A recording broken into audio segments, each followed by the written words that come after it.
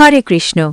রাধে রাধে বন্ধুরা। যে গুহায় মৃত্যুঞ্জয় মহাদেব অমরত্বের গোপন রহস্য প্রকাশ করেছিলেন, সেই গুহার নাম কেন অমরনাথ কখনো ভেবেছেন? এই রহস্যের পেছনে লুকিয়ে আছে মাতা পার্বতীর এক গভীর প্রশ্ন এবং দুটি পায়রার এক অলৌকিক কাহিনী। একদিন মাতা পার্বতী মহাদেবকে প্রশ্ন করলেন, প্রভু, আপনি তো অমর, তাহলে আমাকে কেন বারবার দেহ ত্যাগ করতে হয়? মাতা পার্বতীর এই প্রশ্নের উত্তর দিতে মহাদেব খুঁজে নিলেন এমন এক স্থান যেখানে কোনো জীব, এমনকি বাতাসও পৌঁছাতে পারে না। সমস্ত জাগতিক মায়া ত্যাগ করে তিনি পার্বতীকে সঙ্গে নিয়ে প্রবেশ করলেন এক নিভৃত গুহায়। কিন্তু মা পার্বতী জানতেন না, সেই গুহার এক কোণে আগে থেকেই লুকিয়েছিল দুটি ডিম। গুহার ভেতরে মহাদেব ধ্যানমগ্ন হয়ে অমরত্বের সেই গোপন কথা বলতে শুরু করলেন। কিন্তু শুনতে শুনতে ক্লান্ত হয়ে মা পার্বতী মহাদেবের কাঁধে মাথা রেখে ঘুমিয়ে পড়লেন। ঠিক সেই সময়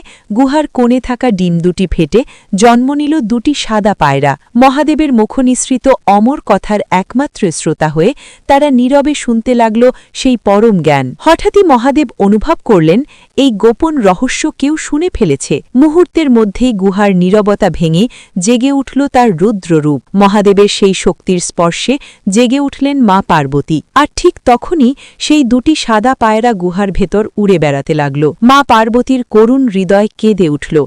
তিনি মহাদেবের কাছে সেই নিরীহ পায়রাদের প্রাণ ভিক্ষা চাইলেন। মহাদেব মাতা পার্বতীর অনুরোধে তাদের প্রাণ দান করলেন এবং আশীর্বাদ করলেন। কথিত আছে, আজও যে কেউ অমরনাথের পবিত্র গুহায় প্রবেশ করেন এবং সেই দিব্য পায়রাজোড়াকে আজও যারা দর্শন করেন, তারা লাভ করেন শিব ও পার্বতীর আশীর্বাদ। নমস্কার। ওম নমঃ শিবায়। হর হর মহাদেব।